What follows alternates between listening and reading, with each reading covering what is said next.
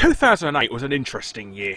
When gamers first saw Valve were working on an all-new FPS with zombies in it, the first reaction was to whine about them getting their butts in gear to make Half-Life 2 Episode 3 instead.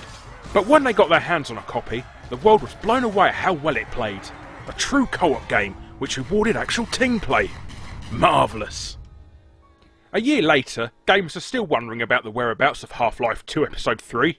But once again, Valve have given us an excellent excuse for Gordon Freeman's absence, with the originally titled Left 4 Dead 2.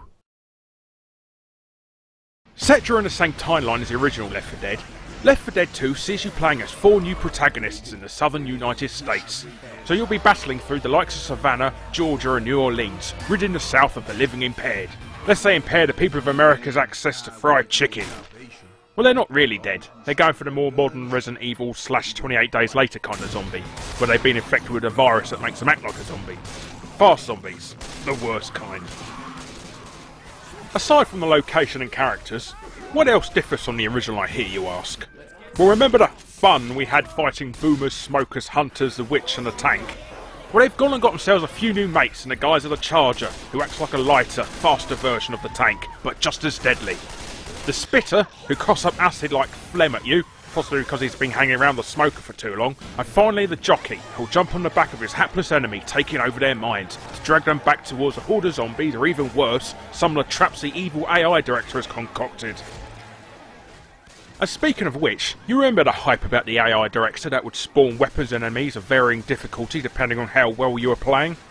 Well, they've also knocked that up a notch this time by giving him control of the entire layout of the level as well. So not only will the enemies never be the same twice, but the actual entire shape of the level will too. This really means that there'll be new walls, rooms and paths every time you replay a level, making each experience totally unique. Heck, it even has control of the weather this time around. And finally we see the inclusion of melee weapons for the first time as a secondary weapon. While having a pistol was a great backup weapon, everyone was pining to go Ash Williams and their evil flesh-eating asses with a chainsaw. Well, lo and behold you can. Groovy. The original Left 4 Dead was a benchmark in how a well-made cooperative online game should be, and its sequel looks like it's going to raise the bar once more. So make sure you get your order in at Gameplay today. You'll be dead stupid not to.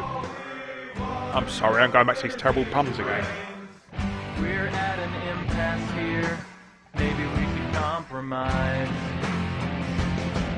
If you open up the door, we'll all come inside and eat your brain.